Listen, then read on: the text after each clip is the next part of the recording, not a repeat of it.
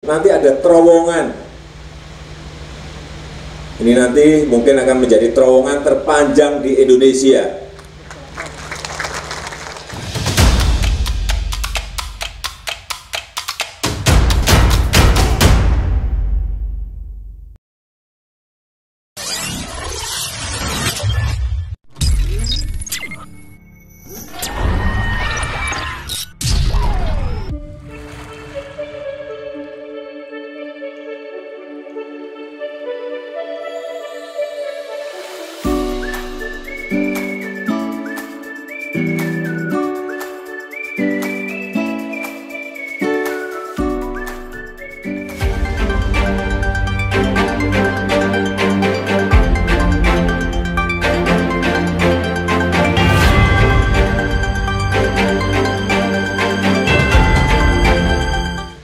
Dari Padang menuju ke Pekanbaru, nanti ada terowongan. Ini nanti mungkin akan menjadi terowongan terpanjang di Indonesia. Karena nembus Bukit Barisan.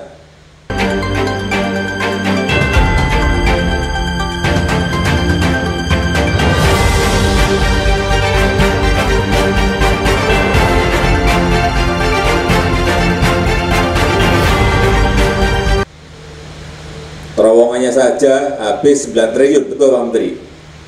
Terowongan saja habis 9 triliun. 9 triliun kalau dimiliarkan berarti 9.000 miliar. Supaya kita bisa bayangin. Kalau dijutakan berapa itu berarti? 9 juta. Uang yang sangat besar sekali, tapi ini sudah dihitung bahwa ini akan ada pengembaliannya, akan balik. Selain memperlancar arus barang dan kecepatan orang, mobilitas orang, ini juga akan bisa kembali lagi dan nanti kita pakai untuk membangun jalan tol di tempat-tempat yang lain.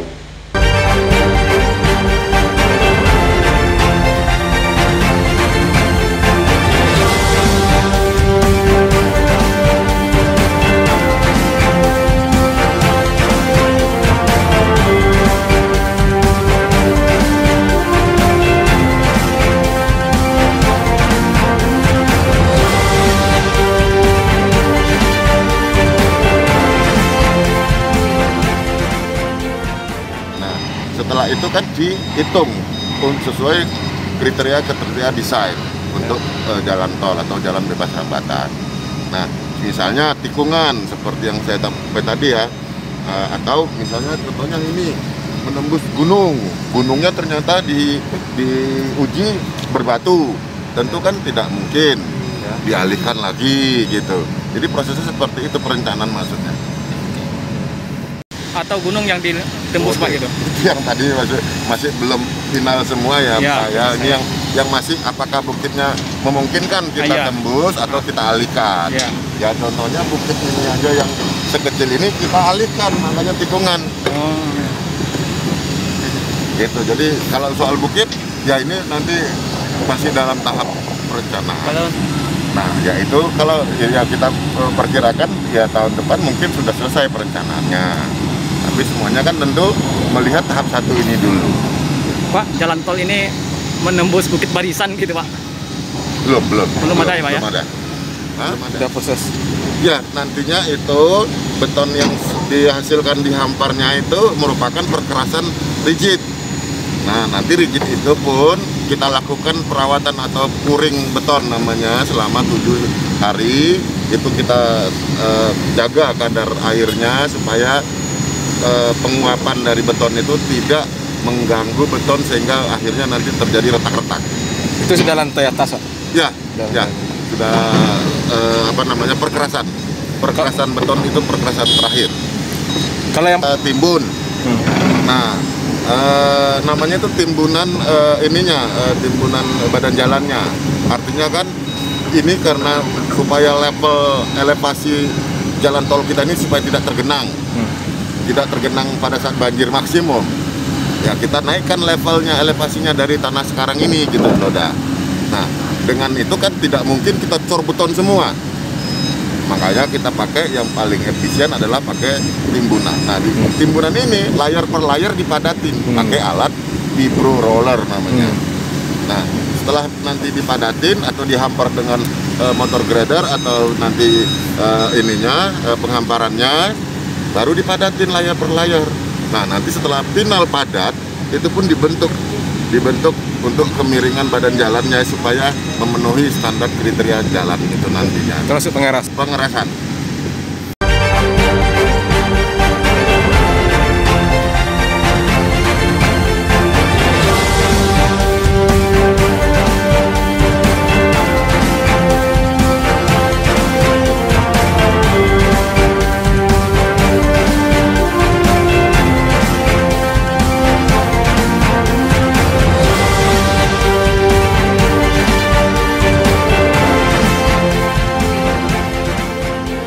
Sudah 37,98%, di mana progres ini kita kerjakan sekitar 20% itu pekerjaan konstruksi sepanjang 9 km, di mana yang 9 km itu 7 km kita kerja di lahan yang sudah bebas dan 2 km itu kita kerja di lahan yang seizin masyarakat.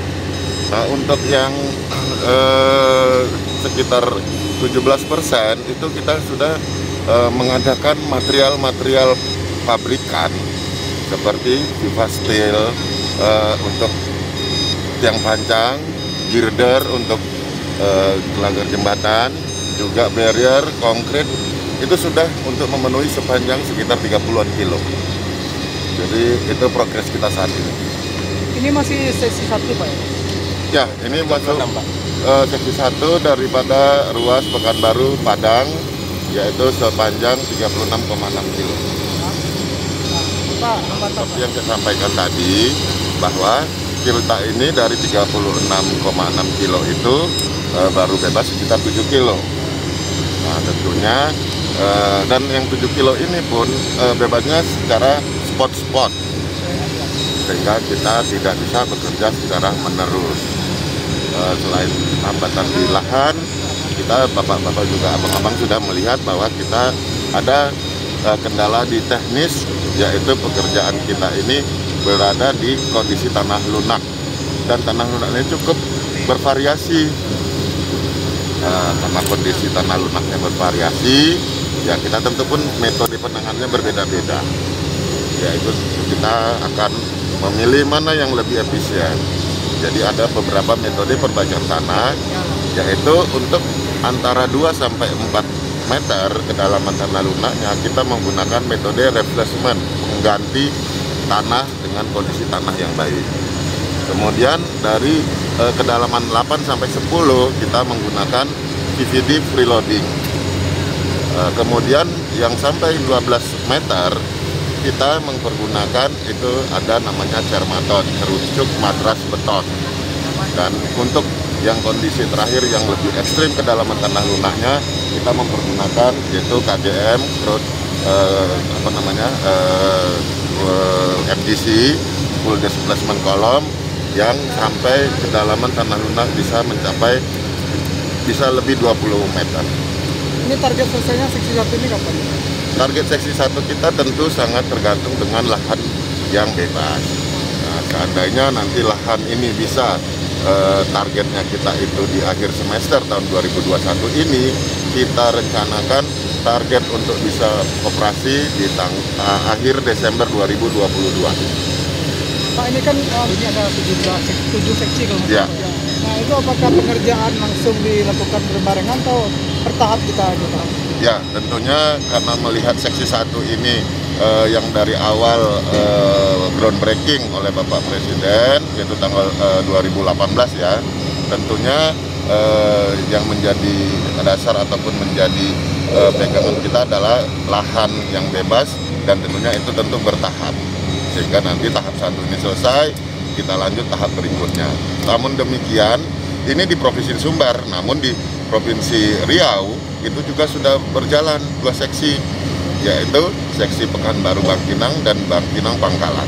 Kalau semua baru seksi ini aja Pak? Baru 1 seksi.